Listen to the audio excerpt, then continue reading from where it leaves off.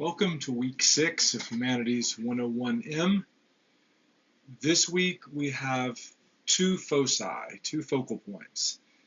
The first is Greek tragedy and the second is philosophy. And I'm going to try to get everything that I think absolutely needs to be said about Greek tragedy into this lecture, and I'll try to be as concise as possible. The first thing to ask, of course, when it comes to Greek tragedy is, well, what is it? And what makes tragedy a tragedy?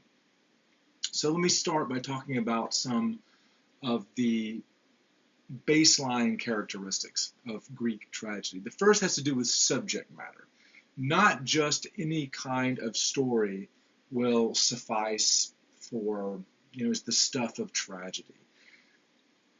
Tragedies tend to be retellings of very well-known stories, indeed well-known myths from the deep past. So they're retellings, but the tragedians themselves, those who write tragedies, will often take great liberties with the stories. So they're not sort of rote mechanical retellings. They are imaginative retellings of those stories. Second, in terms of character, every tragedy has at least one tragic hero.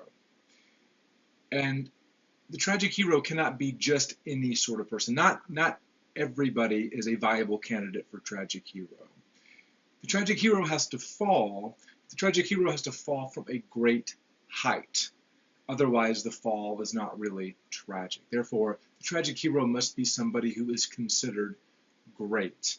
So, a king, a god, a member of the royal family, something along those lines. And what happens to this hero in the course of the play? Well, I said that the hero fell, but let me say a little bit more about that, and I'm going to quote the Princeton Encyclopedia of Poetry here. A tragic hero, and I'll repeat this, a tragic hero is someone whose powerful wish to achieve some goal comes up inevitably, seemingly inevitably, against limits against which he or she is powerless. I'll read that again. And again, getting the exact wording is not important. Getting the drift is.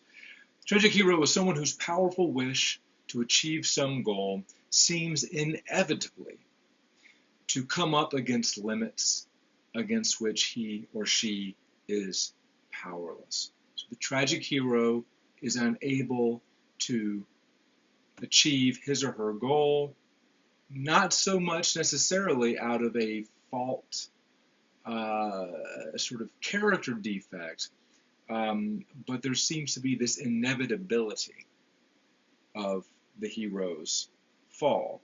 And so the outcome for the tragic hero, the outcome tends to be death or exile or some other form of humiliation. All right, one really, to us, eccentric feature of Greek tragedies is the presence of a chorus. And you're going to see this in both of the tragedies that we read. We're not used to going to plays today where there's a chorus, but that was very much a staple of Greek tragedy. And the chorus, of course, as we might imagine, they did sing, but they also danced, right? So think about the word choreography. It comes from the same Greek word that we get chorus from. So there's singers and dancers, and in fact, when you read the tragedies and you see those terms strophe and antistrophe, those are actually dance terms indicating which direction the chorus was to be moving in as they sang. Now, what is the chorus doing there? What is the point? Why did playwrights like Sophocles include a chorus? Well, the chorus had several functions, and I think you'll see these in your readings. For one thing, the chorus was a kind of character that would sometimes interact with the main characters on stage and give advice, So, there's a point in Oedipus the King where the chorus sort of says, well, Oedipus, you need to kind of dial back the conspiracy mongering, don't jump to conclusions, that sort of thing. So they can provide guidance to the characters in the play. They can also provide a kind of commentary on what's going on. So they sort of step back and say, okay, what does this all mean? So there's some of that going on. And you will find, I'm sure, that the choral odes are the most difficult parts of the tragedy. Some of them are very dense and poetic and hard to understand, but do your best. So sometimes the chorus will put the action of the play in the wider context and sort of talk about some of the themes that the play draws out. Now, one thing to know about the chorus is that the chorus members were ordinary Athenian citizens. They were amateurs. They were not professional. And that's important because that really drives home the point that the chorus is sort of standing in for the polis at large. And so in a way, standing in for the spectators, who of course are also watching what's going on. And I'll come back to this a little bit later, especially in the case of Antigone, where we see that the chorus really represents the voice of the polis. They're more interested in the welfare of the polis than any particular character. So we'll come back to that. But it does raise an important point that I want to say a little something about right now, which is that tragedies, of course, they explore some of the deepest, most vexed issues of human life, fate versus free will, the meaning of suffering, all of that. It's all true. But tragedies are more than that. Tragedies often function as a form of political commentary. And I think we see this in both of the plays that are assigned for this course. Many of these plays were written in very politically volatile times. I mentioned, I believe, a week or so ago, Euripides' tragedy, The Women of Troy, was written right after the Athenians subdued the island of Melos. And even though the play, Women of Troy, was set way back in time, it functioned as a kind of commentary on Athenian brutality. So these plays could also function as political critique or political reflection of some sort. And in the case of both of our assigned plays this week, both of the plays deal with political matters, right? You've got a king in crisis mode. In both cases, you really have a king who's not quite up to the task of resolving the conflict that he faces. So we'll be coming back to that point. All right, a brief word about Sophocles, because both of our plays, both of our tragedies were written by Sophocles, even though there are other important tragedians like Euripides. Sophocles is somebody who lived through almost the entire 5th century BC, born around 496, died around 406. So on the one hand, somebody like Sophocles lived through the famed Athenian Golden Age, that period between the Persian and Peloponnesian Wars, the age of Pericles and all that. But on the other hand, he also lived through 2 wars, the Persian and the Peloponnesian. So that's something worth, I think, keeping in mind. He's also, of course, living through the period that many people would see as the zenith, the high point of Athenian democracy, and we'll come back to that in a moment. He was the most successful tragedian of his time, won many awards. He was also a real innovator, too. So when he first started writing plays, it was customary to only have 2 actors on stage at the same time, excluding the chorus. Sophocles adds a 3rd actor, and of course that gives an extra kind of dynamism to tragedy. He's also probably the first dramatist to write a freestanding play, that is, a play that was not part of a trilogy. Now, despite the fact that Antigone is kind of a sequel to Oedipus the King, he wrote Antigone first. We're told that it was first performed around 441. And then Oedipus the King came quite a bit later, probably written sometime in the 420s. And again, you always need to ask, okay, what's going on in the world when this book is written? And in this case, in the case of Oedipus the King, you've got war, right? The Peloponnesian War. You've also got things like plague, the terrible plague in Athens. Pericles is one of its victims. So this is a time of great distress and trauma. So I'm going to take Oedipus the King first. Again, he wrote it a little bit later, but logically speaking, Oedipus the King comes first. And I want to start by saying something about the title, because the title is important. We, in our book, if you're using the book, the translation that we assigned, the play has the title Oedipus the King. You may be more familiar with the Latin translation, Oedipus Rex, but Oedipus Rex simply means Oedipus the King. I think it's worth knowing that this is not exactly the original Greek title for the play. The original Greek title for the play is Oedipus Tyrannos, Tyrannnos, Oedipus the Tyrant. Now, that gives a slightly different edge to the title. Now, we have to remember, though, that for the ancient Greeks, tyrant is not necessarily a bad word. Of course, for us, it's always an insult, right? You call somebody a tyrant, never a compliment. But in ancient Greece, some tyrants were well-loved and considered to be benevolent to their people. Remember, these are people who sort of took control of a polis by force rather than by hereditary right. Athens, like most other Greek polis, went through a period in the 6th century when it was ruled by a succession of tyrants, and they weren't all bad. But remember, this play was written in the 5th century. This play was written right in the midst of Athens' great experiment in democracy, and Sophocles was an Athenian writing primarily for other Athenians. So here's this democratic audience watching a play about a tyrant, about a form of government very different than their own.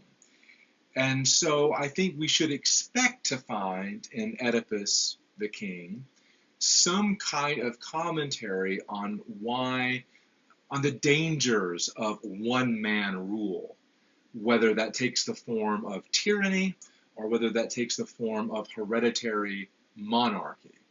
So be looking for that. Is there any way in which Oedipus illustrates the dangers inherent in one-man rule, even when that one man is basically good and decent? And I think that is the impression we're supposed to have of Oedipus. That this is a basically good and decent tyrant or king, cares about his people, wants to help his people, but of course in the end is unable to. So be looking for some of those indications of Oedipus's goodness. I think you see them right at the very beginning of the play. But also, of course, be attuned for those places where Oedipus seems to be a less than ideal ruler. And I won't sort of just give you the answer, but I'll tell you two scenes to pay especially close attention to. One is the scene with Tiresias, the seer, the prophet. And the other scene I think that's really important is the one after this, the scene with Creon. You know, Oedipus becomes convinced that Creon and Tiresias are in cahoots. And I think there you start to see some of Oedipus's limitations. And again, you start to see a kind of pro-democracy point being made, in that it's always a dangerous thing to concentrate almost all political power in one person, because any person, even a good one, like Oedipus, is going to have limitations, blind spots, and so on.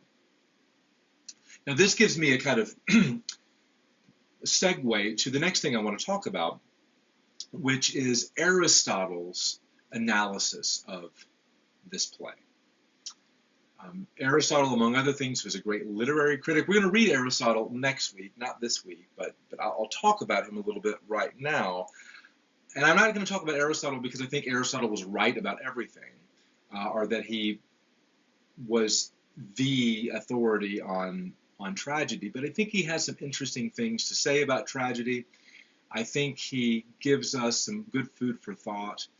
And he thought that Oedipus the king was the greatest tragedy of all. He thought tragedy was sort of the highest literary art form of all, and that Oedipus the king was the greatest example of tragedy. So the question is, how does Oedipus the king sort of embody all of the characteristics of tragedy according to Aristotle?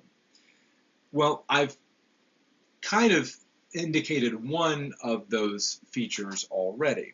According to Aristotle, of course, tragedy will have a tragic hero, and the tragic hero ought to be a certain kind of person. Someone who is basically good, but not perfect. And again, be reading for those imperfections on the part of Oedipus, especially with his altercations with Tiresias and Creon. Aristotle goes on to say that in the course of the play, or actually in this case, it's even before the play begins, the downfall of the tragic hero is caused by what Aristotle calls a hamartia. It's a Greek word, Hamartia. Hamartia. And it really means something like mistake or error. Okay? So the tragic hero makes a mistake, makes an error, usually, and in this case, this is definitely true, usually the mistake is made out of ignorance. Right? There's no sense that Oedipus is deliberately doing something wrong. He does not know who Jocasta really is. He doesn't know who his father really is, and that leads him to make the kinds of mistakes that he does. Unfortunately, for a long time, I think, hamartia has been translated very loosely as a tragic flaw, and some of you may have been told this in high school English classes, that every tragic hero has a tragic flaw. I don't like this interpretation at all because it suggests that the tragic hero is suffering because of some kind of character defect. And I certainly don't think that's what Aristotle is talking about. Aristotle is talking about a mistake the tragic hero makes out of ignorance. That's very different than saying, well, the tragic hero is sort of getting punished for this character defect. I don't think that's the case. And yes, Oedipus has character defects, but I don't think they're what actually causes his suffering. So I would just humor me and make sure you never use the expression tragic flaw in this class, and I'll be happy about that. Now, Aristotle goes on to say that the real crux of a tragedy, the real sort of climactic moment of any tragedy, and again, this is definitely true of Oedipus, is that there's a moment of recognition. It's not so much necessarily the mistake itself brings about the hero's downfall, but it's the moment when the hero realizes the mistake that he or she has made, realizes the enormity of it, the gravity of it, the implications of it, and that knowledge is crushing. And that recognition leads to another R word, which is reversal. So over the course of the play, we see the position of the tragic hero reversed, typically from greatness to abject poverty or exile or death or something like that. And really, this certainly is true of Oedipus. Really, the whole plot of the play is the slowly dawning realization on the part of Oedipus of what he's already done and who he is. Because the mistakes that he made, they've already happened long before the play even begins. So the play is not sort of showing us or telling us what he's done, but showing us how he comes to know, how he comes to recognize what he has done and what he is. At the very end of the play, Sophocles really does stress this theme of reversal. He says, and this is page 174 on our textbook, our edition, "But now whose tale is more miserable?" This is the chorus speaking. Remember, the chorus is kind of adding commentary to things. "But now whose tale is more miserable? Who is there lives with a savager fate? Whose troubles so reverse his life as his?" So there's that reversal. Now Aristotle, this is the last thing I really want to say about Aristotle. Aristotle's also keenly interested in the kind of effect or impact that tragedy should have and does have on the viewer, on the person in the audience watching the spectacle unfold. Aristotle says that there are two emotions that tragedies ought to arouse in us and in some ways purify in us. And those emotions are fear and pity. We should leave the theater full of fear and pity. Well, why? Why those two emotions? Well, pity because in most cases the tragic hero is not entirely responsible for the tragic situation that has unfolded. It's not really right to hold Oedipus responsible, certainly not fully responsible, for his actions because he did not know what he was doing. He was acting in ignorance, and it's hard to fault him for it. Now, you see, if Oedipus was just getting what was coming to him, getting punished for his tragic flaw, then we really couldn't feel pity. We would feel actually satisfied. We would feel like, well, justice has been served. This guy got what was coming to him. But that's not the way, at least we're supposed to feel, according to Aristotle. And I think Aristotle is absolutely right about this. We're not supposed to say, well, Oedipus shouldn't have slept with his mother. Oedipus shouldn't have killed his father. That would be a very kind of emotionally shallow response to this play. So that's pity. But what about fear? That's a little bit harder to understand. Why should we exit our seats feeling fearful in some way? Well, this gets us to a big theme in a lot of these tragedies, but especially Oedipus, and that is the theme of fate. Seems to me that the message of Oedipus the king is that things really could not have turned out differently for Oedipus. That these events that we watch unfold were in some ways fated. There was no way for him to elude his fate. And the point of this being that we are all subject to fate. We feel like we're free most of the time, right? We feel like we're masters of our own destiny. But in fact, fate is laying traps for us. We think we can avoid, just like Oedipus runs away from the oracle. We think we can avoid these traps, but it's a delusion. We really can't. So Oedipus is not just an exceptionally unfortunate person.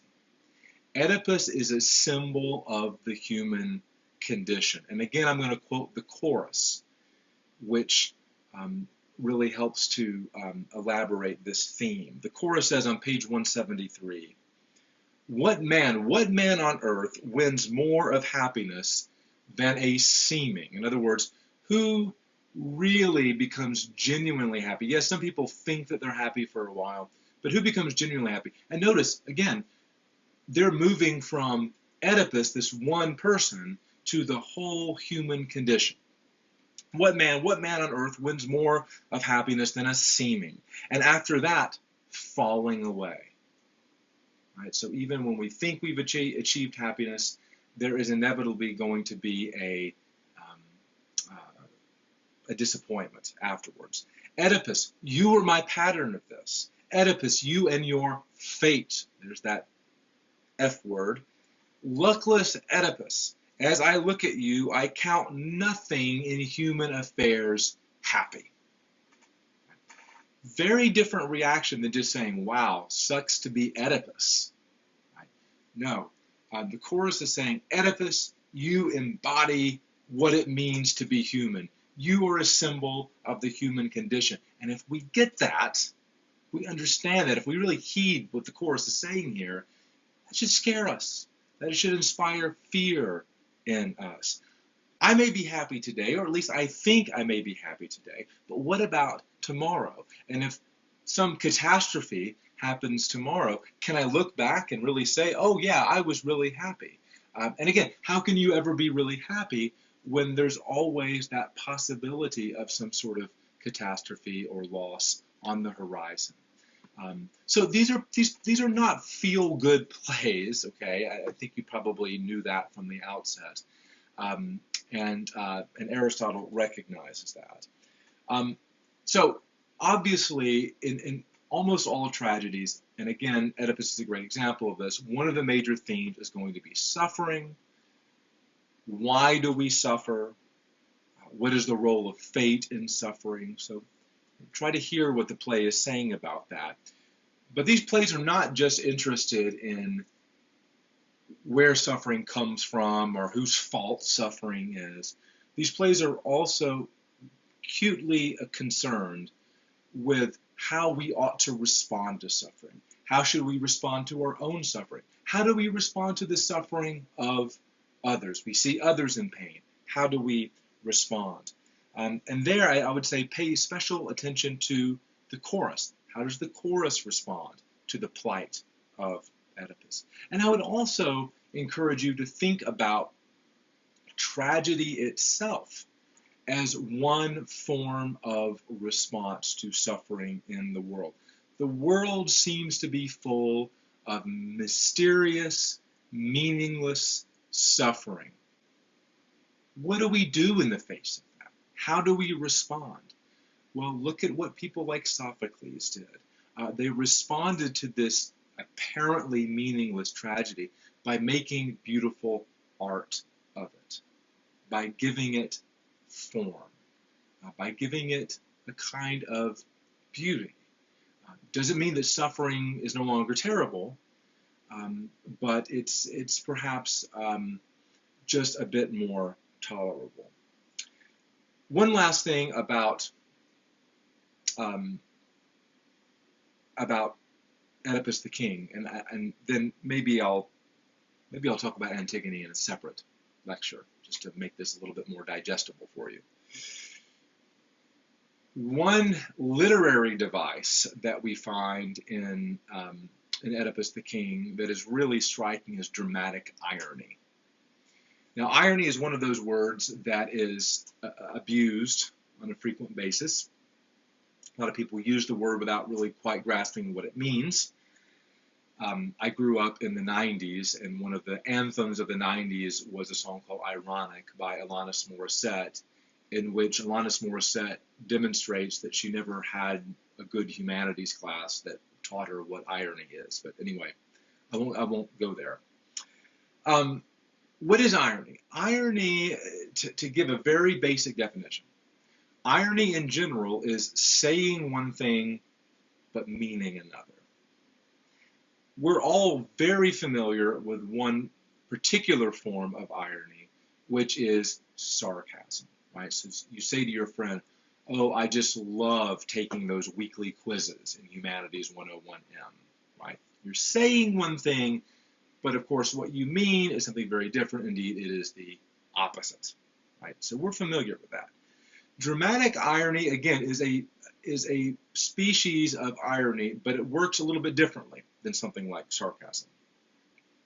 Dramatic irony is what occurs when the audience, people in the audience, know something that the characters in the play don't know, and as a result, interpret their words in a different way than the character intended it. So, to put it succinctly, the character in the play says one thing, they mean one thing, but the audience understands it in a different sense. And I'll give you just 3 quick examples of dramatic irony in action from Sophocles. At one point, Oedipus is asked about Laius. And Oedipus says, I know of Laius by hearsay, I never saw him. Now, he means that sincerely. But of course, we in the audience, and let's say we're Greeks, and we already kind of know the story of Oedipus, okay, because this is not the first time the story has been told. Then we're sitting there thinking, oh, yes, you did, buddy. You saw him, right? You may think you haven't, but you have. And of course, you didn't just see him, you killed him. So the audience is taking something different than what the character intends. Another more sophisticated example of this, and this is my personal favorite, on page 155, Oedipus is like clinging to that hope that maybe he wasn't Laius's killer, because according to the story that he heard, there were multiple bandits who killed Laius. And so with great optimism, Oedipus says, one man cannot be the same as many, right? Because he's saying, look, I was alone when I killed that one guy. And if Laius was killed by a group, then Laius can't be the guy that I killed, right? One man cannot be the same as many. Now, if you think about that for a minute, you'll realize that actually that is tragically untrue. Think about Oedipus himself. He is both son and husband of Jocasta. He is both father and brother to his children. He is both brother-in-law and nephew of Creon. You see, one man can be the same as many. Now that's a very subtle one, but I think that that was an intentional irony that Sophocles wanted to have there. And to use another example of irony, this one's kind of a more situational form of irony rather than something that's been said. Notice that Oedipus only really sees the truth by the end of the play, and what does he do? He blinds himself. So there's an irony there, right? He really only sees when he's blind. When he had sight, he was blind to the truth. And of course, who could see the truth from the very beginning? It was the blind seer Tiresias. So that's another form of dramatic irony. Okay, well, I'll stop there, and I'll have another video on Antigone, which will be much, much shorter than this one, I promise.